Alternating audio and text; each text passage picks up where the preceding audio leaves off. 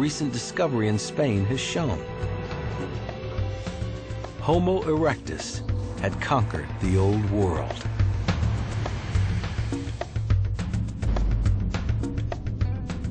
The fact that they made it so far with limited technology and relatively small brains makes them seem even more remarkable.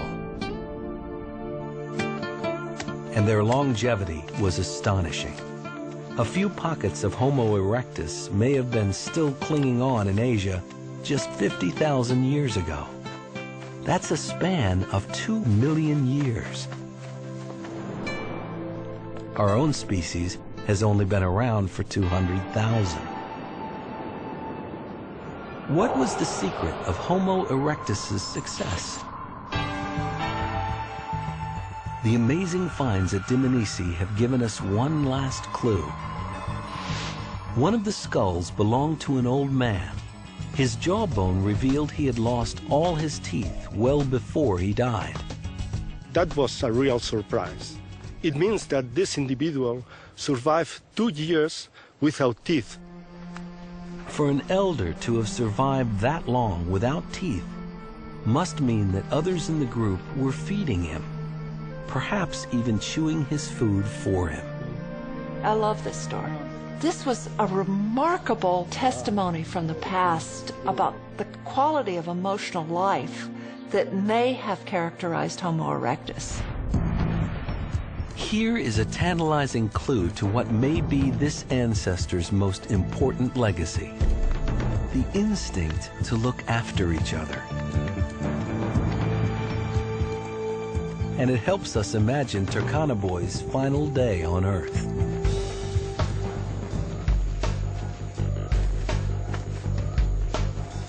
In the animator's scenario, he starts the day out on a hunt.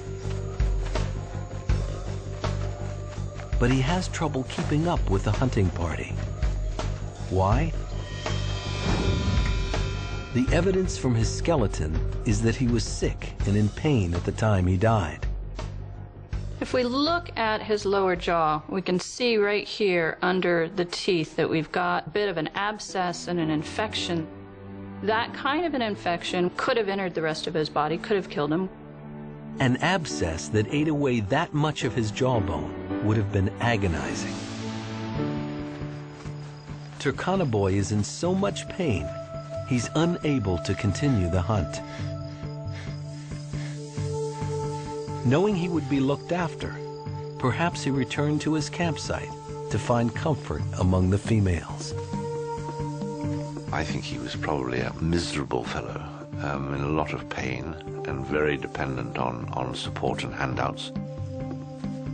So it was a species that already felt that he's one of our weaklings that, you know, we love and must protect and care for to have got him that far.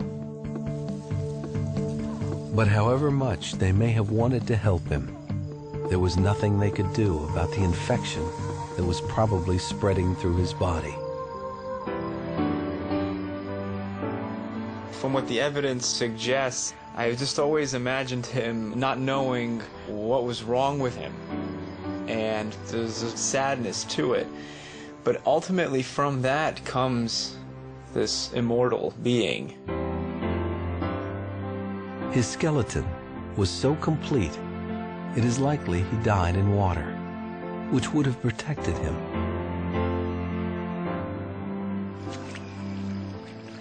It's very unusual to get a skeleton because normally these things are eaten by carnivores. And in this case, it seems that the boy's body was washed into a swamp, and so the carnivores never saw it and never destroyed it. And it gradually decomposed, and as the rivers flooded, brought in more sediment, buried it.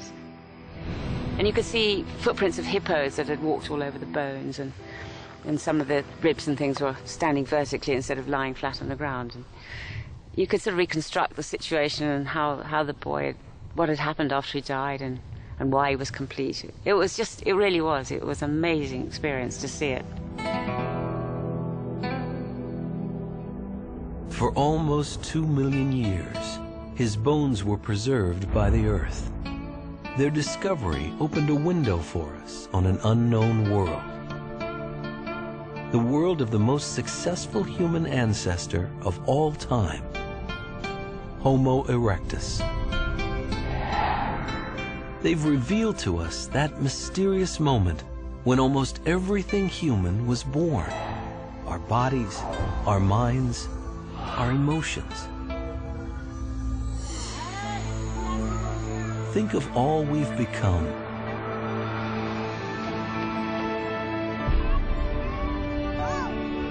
Trace the threads of our origins through the ancestors who went before.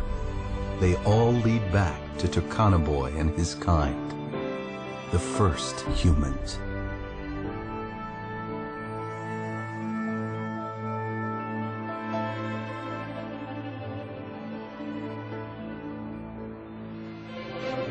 Nova's got a brand new evolution website with lots to explore about our ancestors. We want to know what you think. Bookmark it today and give us your feedback. Find it at pbs.org. Major funding for Nova is provided by the following: ExxonMobil, taking on the world's toughest energy challenges. And by David H. Koch. And discovering new knowledge. HHMI. And by the Corporation for Public Broadcasting, and by contributions to your PBS station from viewers like you. Thank you.